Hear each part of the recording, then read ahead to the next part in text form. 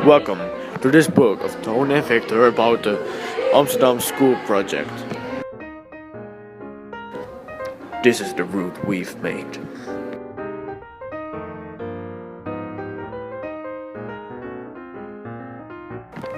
Right in front of you can see a statue that is made in 1924 for Burgemeester Tellegen. He was very important for making all these buildings.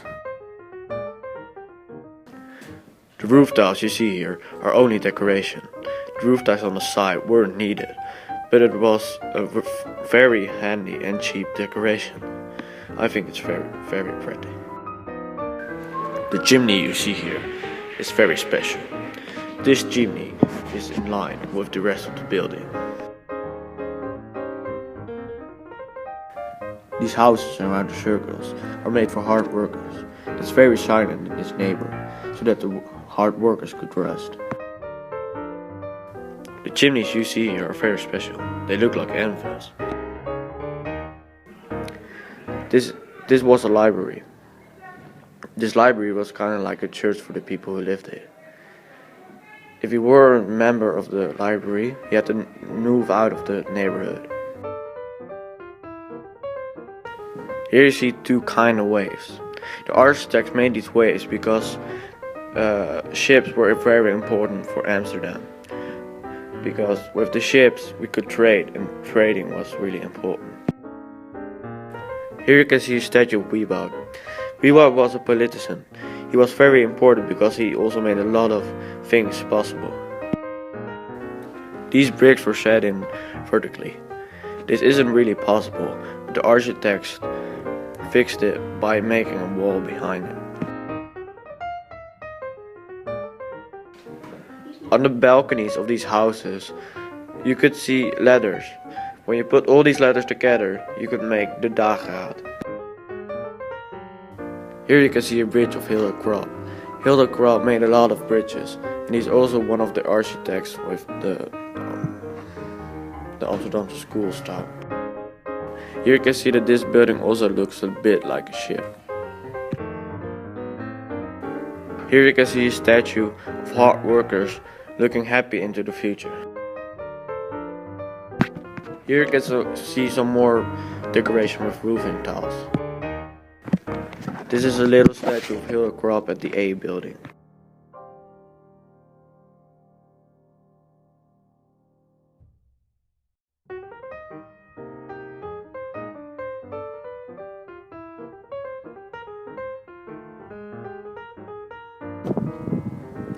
If you go outside the B building, you go left till the end. At your left and right you see the dageraad. In the 20th century, Piet Kramer and Michel de Kerk built the dageraad in Amsterdam. Take a left. Follow the way to the right.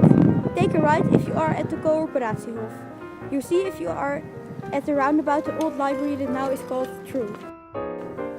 Socialists that lived in the dageraad needed to go to this library. Go straight on the road till the Handy at the Ronderstraat. Take a right. If you are at the soccer playing right, take a right and then a left. The houses that are on the right are part of the dageraad. These houses were urban villas. They look like one big house, but they were 6 different apartments in one. The square at your right is one of the biggest squares of Amsterdam. It was built for the children of the dageraad. The playground was for children of the dageraad. They were very poor, so this was the only enjoyment. Go to the Penselstraat and take a right. You are back at the Berlage Lyceum.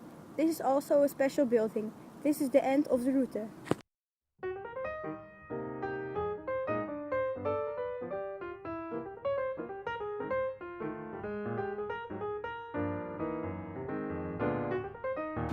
This is Summers and Julian's book about the school tour Amsterdam. This bridge was made by Pieter Kramer. It was rebuilt 10 years ago to make it steadier. Here you can see curved buildings. It's made very beautiful and cheap. Hildo Krop made his buildings beautiful by putting the bricks upside down. But of course it wasn't steady enough to hold the whole building. So behind it he made another wall that was steady enough to hold the whole building. Piet Kramer and Michel de Klerk designed lots of buildings together. Here you can see their roofs they made. They made it with lots of style and curved edges.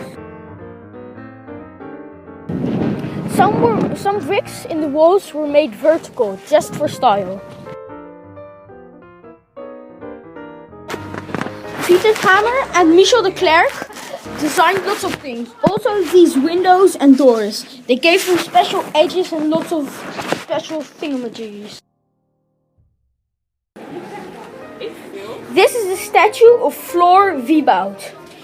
There was made a statue of him because he was in the politics and he was a very special man. These letters and numbers were made very cheap and very beautiful. That's what the aim was for all these buildings. This is our direction map.